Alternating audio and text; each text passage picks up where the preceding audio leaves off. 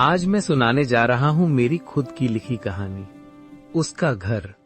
राहुल और निधि एक ही कॉलेज में पढ़ते थे, लेकिन सच ये था कि वे एक दूसरे के लिए बस भीड़ का हिस्सा थे।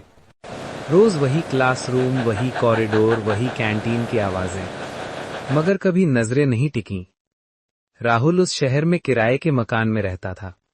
एक छोटा सा कमरा, जहां सुबह जल्दी निकलना और रात देर से लौटना आदत बन चुकी थी।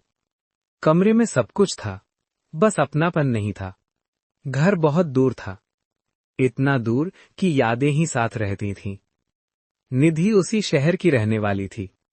उसका घर शहर के आखिरी सिरे पर था, जहां तक पहुंचने का रास्ता एक लंबे सुनसान मोड़ से होकर जाता था। शाम ढलते ही उस रास्ते पर सन्नाटा उतर आता और निधि की चाल अपने आप तेज हो जाती। वो रोज उसी रास्ते से जाती थी, डर के साथ पर हिम्मत भी साथ लेकर।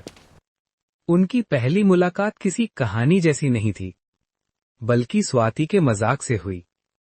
स्वाति राहुल की दोस्त थी, बेपरवाह, हंसमुख और हर माहौल को हल्का बना देने वाली। एक दिन कॉलेज में उसने हंसते हुए राहुल से कहा, अरे चल, निधि बुला रही है। राहुल चौंका, मुझे? क्यों?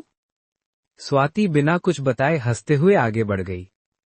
राहुल उलझन में निधि की तरफ चला गया।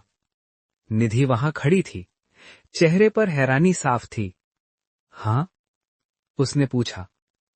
कुछ पल की खामोशी रही, फिर बात साफ हो गई। निधि ने किसी को नहीं बुलाया था, सब स्वाति की शरारत थी। दोनों थोड़ा असहज हुए। बात वहीं खत्म हो सकती थी, लेकिन मन में एक हल्की सी गांठ रह गई। राहुल को लगा कि उसने बेवजह परेशान किया।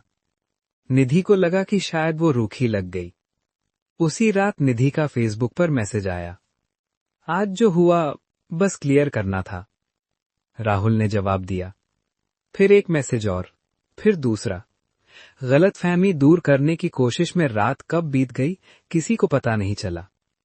बातों बातों में राहुल ने बताया कि उसका घर बहुत दूर है और ये शहर उसके लिए सिर्फ जरूरत बन के रह गया है। निधि ने बताया कि उसका घर पास है, पर वो सुनसान रास्ता उसे हर दिन डराता है। धीरे धीरे चैटिंग आदत बन गई। कॉलेज में जो बातें हिचक के कारण नहीं हो पाती थी, वो शब्द स्क्रीन पर आसानी से उतर आती थी। राहुल की सुबह अब निधि के गुड मॉर्निंग से शुरू होती और निधि की रात राहुल के घर पहुंच गई पर सुकून पाती।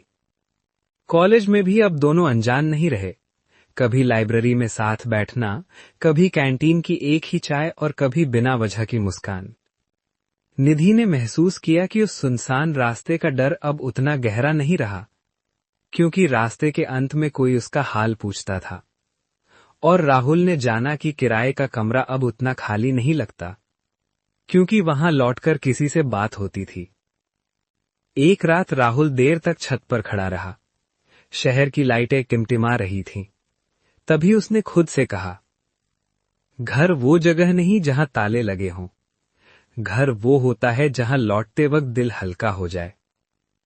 उस पल उसे समझ आया कि इस शहर में, इस किराए के कमरे में रहते हुए भी वो अकेला नहीं है, क्योंकि निधि अब उसकी जिंदगी में सिर्फ एक नाम नहीं रही थी, वो उसकी आदत बन चुकी थी।